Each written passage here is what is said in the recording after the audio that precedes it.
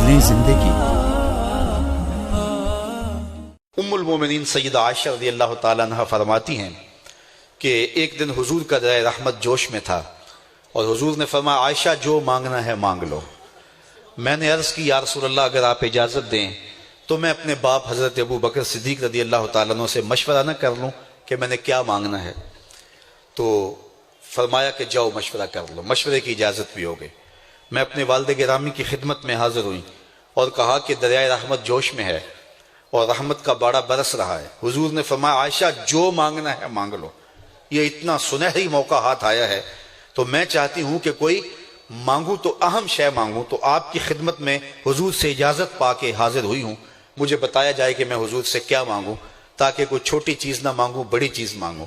تو حضرت ابو بکر رضی اللہ تعالیٰ عنہ نے فرمایا کہ بیٹا حضور سے جا کے کہنا کہ معراج کی خلوت خاص میں اللہ نے آپ سے جو راز کی باتیں کی تھی ان باتوں میں سے ایک بات بتا دو۔ مانگا بھی تو علم مانگا، اور عائشہ میرے سے وعدہ کرو جو حضور بتائیں مجھے بھی آ کے بتانا ہے۔ ام المومنین حاضر خدمت ہو گئیں۔ حضور نے پوچھا عائشہ مشورہ ہو گیا؟ کہا جی حضور ہو گیا۔ کہا مانگو کیا مانگتی ہو؟ کہا حضور معراج کی خلوت خاص میں جب اللہ کے حضور حاضر ہوئے تو رب نے آپ سے راز کی باتیں کی تو ان باتوں میں سے ایک بات بتا دیں۔ حضور مسکرا پڑے۔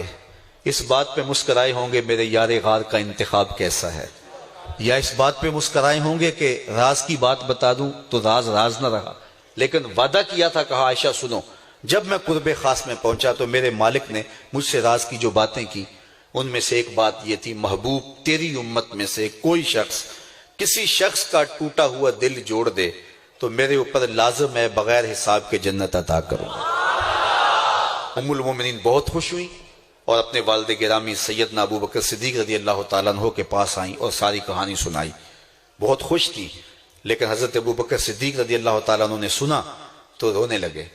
تو ام المومنین سیدہ عائشہ رضی اللہ تعالیٰ عنہ نے عرض کیا میرے والد گرامی یہ بات رونے والی تو نہیں ہے، ہم بسا اوقات کسی دکھی کے کام آ جاتے ہیں، کسی کا دکھڑا بیٹھ کے سن لیتے ہیں، کسی کی ڈھارس بنا دیتے ہیں، کسی کے کام آ جاتے ہیں، یہ تو بخشش کا بہانہ ہاتھ آ گیا اور آپ اس پہ رو رہے ہیں۔ تو فرمانے لگے عائشہ اس کو معکوس بھی پڑھو، تصویر کا دوسرا رخ بھی دیکھو۔ اگر کوئی شخص کسی کا ٹوٹا ہوا دل جوڑ دے تو بغیر حساب کے جنت میں جائے گا، اس کا دوسرا رخ یہ ہے اگر کوئی کسی کا دل توڑ بیٹھے تو سیدھا جہنم میں جائے گا۔ میں اس بات پہ رو رہا ہوں کہ ہم سے کسی کا دل نہ ٹوٹ گیا ہو۔ تو آج کی اس مجلس کے اندر کیا یہ دو باتیں میں اور آپ اپنے پلے باندھ سکتے ہیں؟ ایک کا تعلق حقوق العباد سے ہے اور ایک کا تعلق حقوق اللہ سے ہے۔ حقوق اللہ میں سب سے اہم چیز نماز ہے اور پہلا سوال قیامت کے دن نماز کا ہی ہوگا۔ اللہ مجھے